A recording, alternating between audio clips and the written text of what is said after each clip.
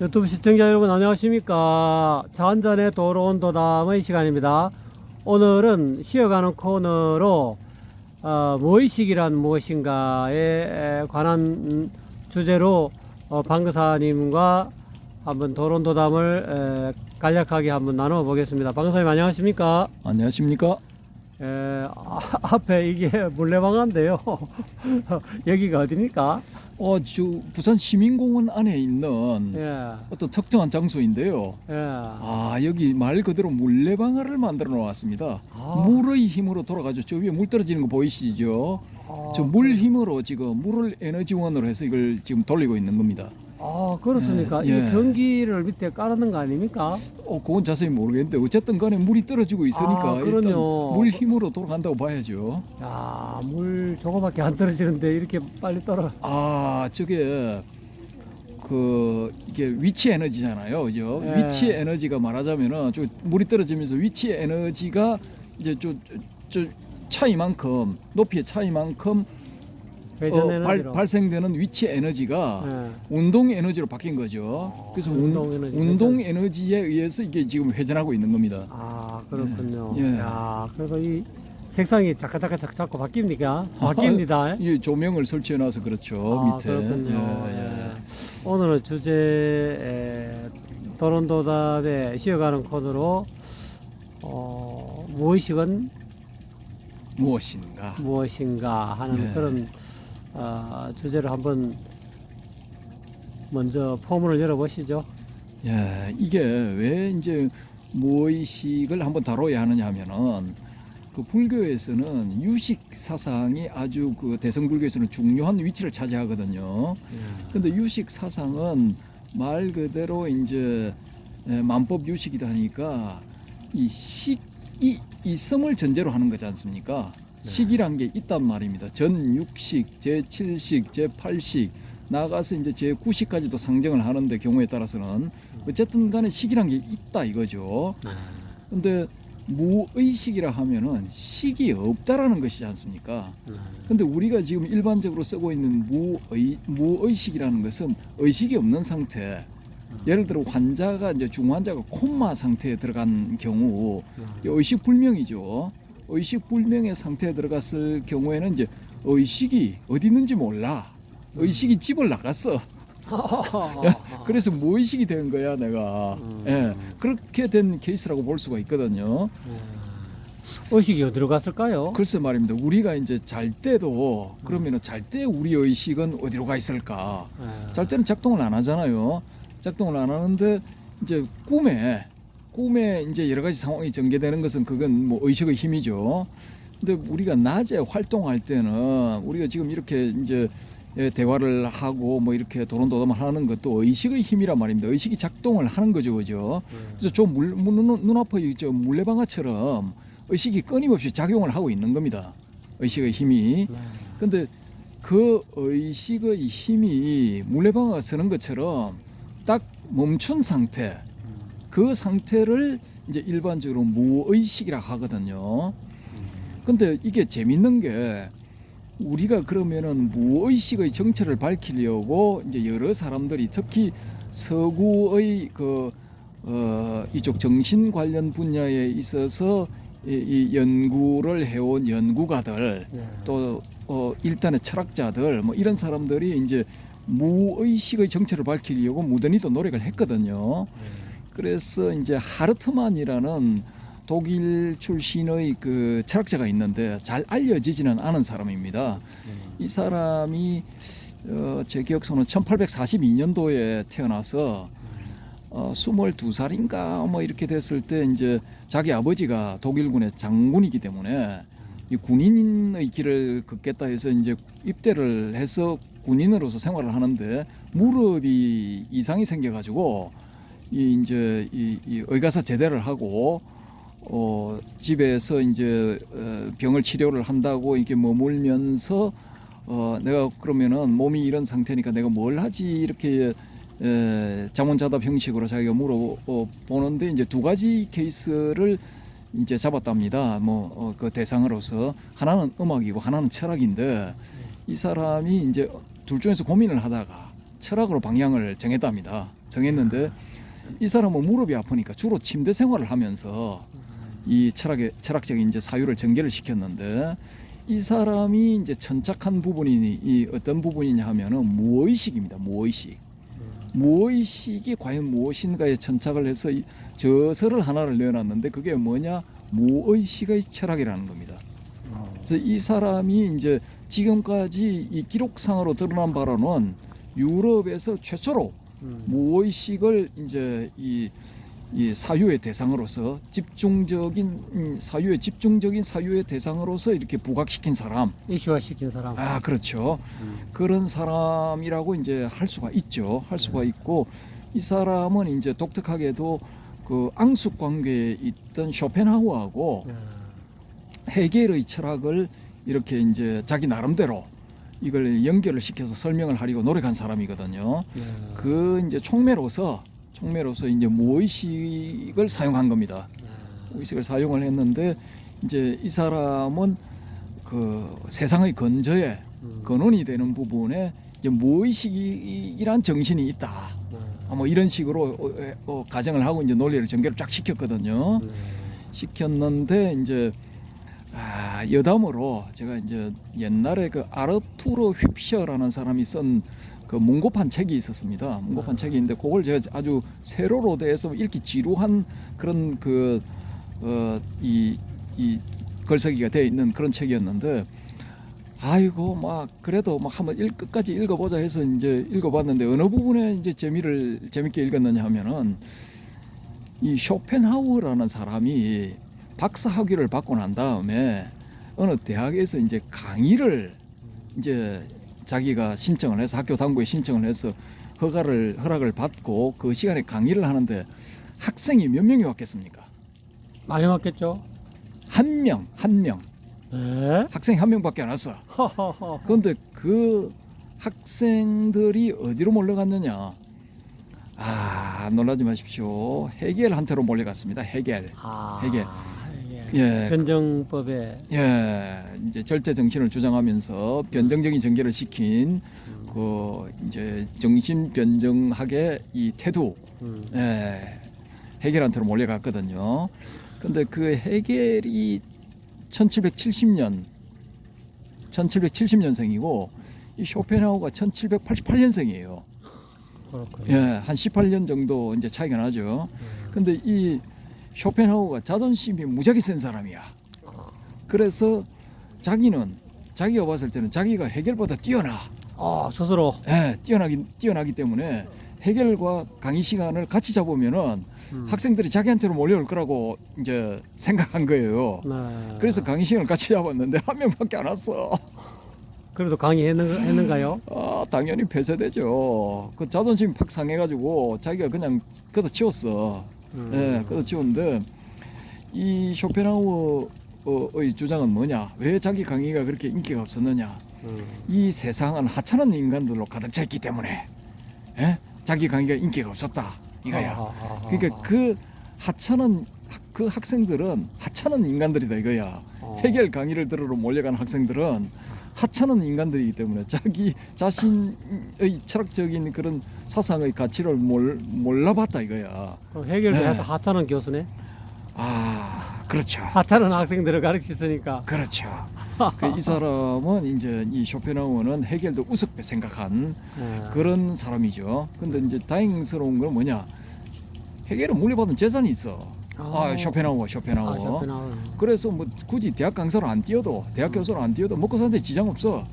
그냥 손 탁탁 털어버리고 집구석에 처박혀가지고 밖에도 잘 안 나가고 뭐 이거 저걸 저작에 몰두하기 시작한 거예요.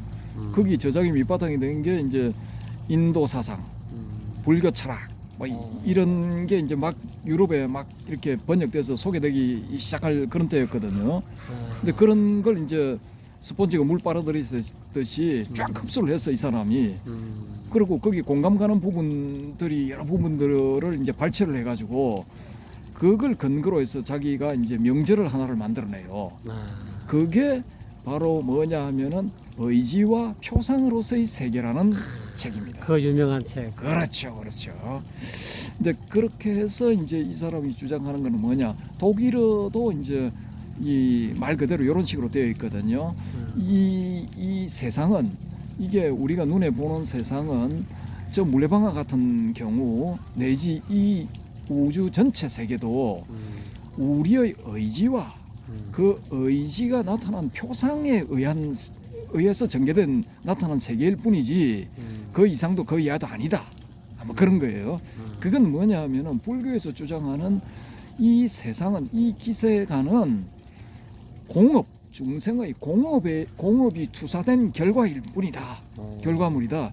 이 기세간 이 우주 전체는 중생의 공업이 피사된 것이다. 투사됨을 받은 것일 뿐이다. 주체적으로 뭔가 이 기생안이 만들어진 게 아니고 중생의 공업에 의해서 수동적으로 만들어진 이 대상물들이 바로 이 우리의 우주일 뿐이다라고 불교에서 그렇게 주장을 하거든요. 근데 이 사람도 이 쇼펜하우어도 그 비슷한 주장을 한 거예요. 그 제목을 예, 독일어도 나중에 보시면 알겠지만 그대로 돼 있어요. 이게 이 의지와 표상으로서의 세계 이렇게 딱 돼 있거든요.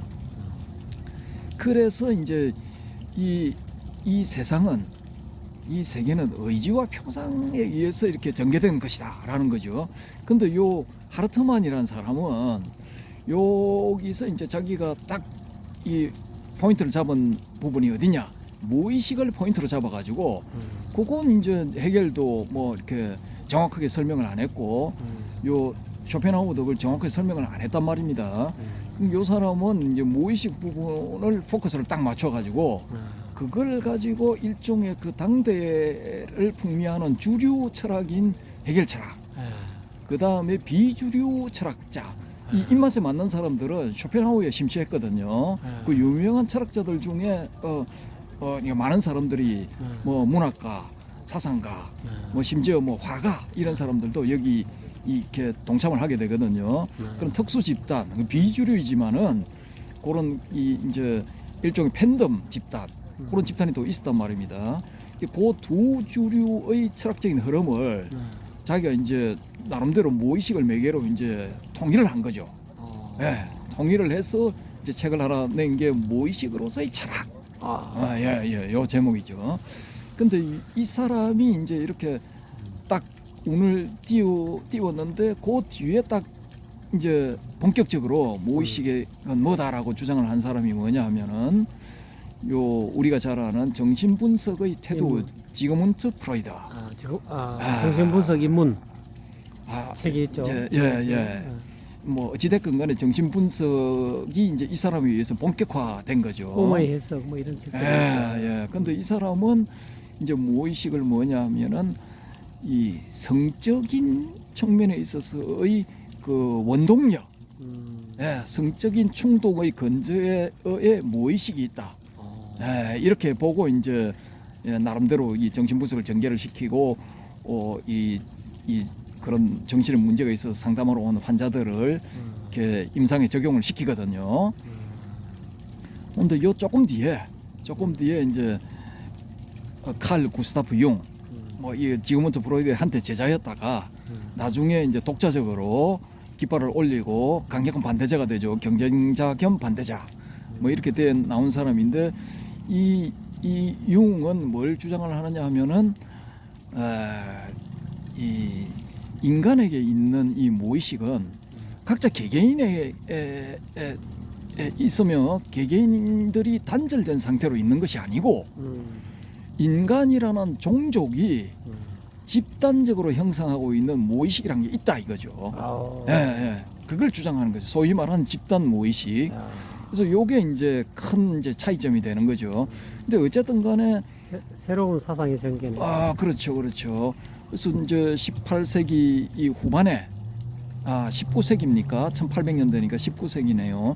19세기 후반에 이제 이 지그문트 프로이드 그다음에 한 20년인가 후배가 이 칼융이거든요. 그래서 융에 의해 가지고 이 무의식의 문제가 수면 위로 완전히 이제 떠오르게 되는 겁니다. 이게 이 철학의 일부분뿐만이 아니라 철학의 전반적인 측면에서도 이 무의식 문제가 대두가 되었고 또 이 철학뿐만이 아니라 심리학 쪽에서도 이 무의식이 이제 도대체 뭔가 무의식의 정체가 뭔가 이걸 밝혀야 된다는 그런 그게 강력하게 이제 이 문제의식이 제기가 됐죠. 또 정신분석 측면, 이 환자들을 치료하는 이런 정신분석의 측면에서도 이제 이게 강력하게 이게 무의식의 문제가 이제 이 대두가 된 거죠. 그래서 이제 그렇다면은 지금 21세기에 들어와서 이 프로이드 같은 경우는 1939년에 사망하거든요. 80몇 세인가로 사망을 하고 융도 이제 이 61년도 1961년에 이 사람이 85세인가로 뭐 사망하거든요. 하여튼 이 두 사람은 그때 당시 기준으로 무지하게 오래 살았어요. 오래 살았는데 어찌됐건 간에 이 두 사람이 이 20세기 초반에 20세기 전반에 이 무의식의 문제를 정확하게 이제 정립을 딱 해놓은 거예요. 예, 그래서 이제 집단 무의식의 상태까지는 이제 발전이 된 거죠. 그런데 여기서 이제 우리가 그러면은 야 무의식의 정체가 밝혀졌지 않느냐라고 이제 우리가 유추를 해볼 수가 있죠. 20세기 그 후반도 지났고 지금 21세기도 20년이나 지났지 않습니까? 그런데 이 무의식의 정체가 아직까지 안 밝혀졌어요. 무의식이 뭔가 몰라, 알 수가 없어. 근데 재밌는 건 뭐냐? 무의식이죠, 그죠? 무의식은 의식이 없는 상태잖아요. awareness라고 하는 게 영어로 의식인데 무의식은 unawareness, awareness가 없는 상태. 그러면은 awareness가 이게 뭐냐면 knowledge도 되거든요. knowledge가 되는데 이건 무의식 상태가 되면은 knowledge, 알미 없어, 알지를 못해, 알 수가 없어. 그러면 알 수가 없는 상태에 있으면서 내가 알 수 없는 상태에 있으면서 나의 무의식의 정체를 알아낸다는 것은 이건 불가능한 거예요. 무의식이 뭔가를 안다는 것은 이미 knowledge, awareness, 의식의 상태 범주에 들어가 버리기 때문에 이건 무의식이 아니야. 그러니까 이게 말장난 같지만은 이게 묘한 이 문제가 되는 거예요, 이게. 무의식하고 잠재의식하고 거의 동일한 아니죠. 다릅니까? 이제 잠재의식은 무의식의 표층에 있는 것이고 언제든지 의식으로 이렇게 나타날 수 있는 이런 그것은 잠재의식이고 가변적인 상태거든요. 가변적인 상태인데 무의식은 심층에 깔아앉아 있는 것이기 때문에 잠재의식 밑에 앉아 있는 의식이다 이 말이죠. 정체를 알 수가 없어. 알 수가 없는데 이걸 왜 제가 이제 운을 띄우느냐 하면은 야 그러면 불교에서는 이런 중요한 무의식을 다루느냐 다루지 않느냐 이 문제가 또 발생할 수가 있단 말입니다. 식을 다루는 그 유명한 유식학파에서는 과연 이 아주 중요한 개념인 이 무의식 이걸 다루었느냐, 다루었다면 어떻게 다루었느냐, 또 어떻게 이 무의식의 정체를 결론을 지었느냐 이런 이 의문점들을 제기를 할 수가 있단 말입니다. 그래서 이 부분도 일단은 문제 제기를 해놓는 겁니다. 문제 제기를 해놓고 과연 불교에서는 이 무의식을 어떻게 볼 것인가, 예? 어떻게 다루고 있는가. 초기 불교에서는 어떻게 보고 부파 불교에서는 어떻게 보고 대성 불교에서는 어떻게 보고 선 불교에서는 또 어떻게 볼 것인가. 이런 점들을 각각 우리가 한번 생각해 볼 필요가 있다라는 거죠. 그렇군요. 예. 충분히 이제 가치 있는 작업이 될 수 있으니까 그 부분도 이제 한번 생각을 해 두시라는 그런 의도를 가지고 이제 말씀을 드린 겁니다.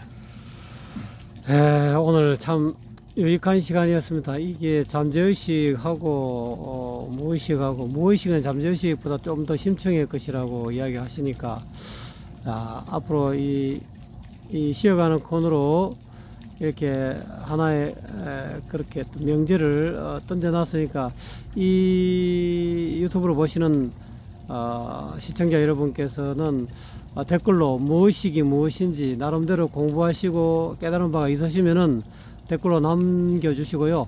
또 설사 깨닫지 않으셔도 뭐 여러 가지 무의식에 관한 책을 읽으셨다 또는 본인이 이게 동양 철학이든 서양 철학이든 본인이 생각하고 있는 무의식은 어떤 것이다 라는 그런 의견이 있으시면 댓글로 남겨주시기를 부탁드립니다. 강사님, 오늘 이 무의식이란 무엇인가? 다른 제목입니까? 또 저 제목이 알딸딸합니다. 예, 이게 이 아까 제가 말씀드렸죠. 무의식이 뭔가를 알게 되면 그건 이제 무의식의 범주에서 벗어나 의식의 범주에 들어오는 이런 묘한 모순점이 있다라는 겁니다. 그럼 이럴 경우에는 제가 이제 지금 드릴 수 있는 말씀은 뭐냐면은 이 중국어에서 유명한 이게 문구가 있는데 중국어를 배우시다 보면은 이제 저절로 터득을 하게 되는데 我不知 나 몰라. 니不知 너도 몰라. 我们都不知 우리 모두 몰라. 지금 어디 많이 들어본 소리 같습니다. 我不知你不知我们都不知.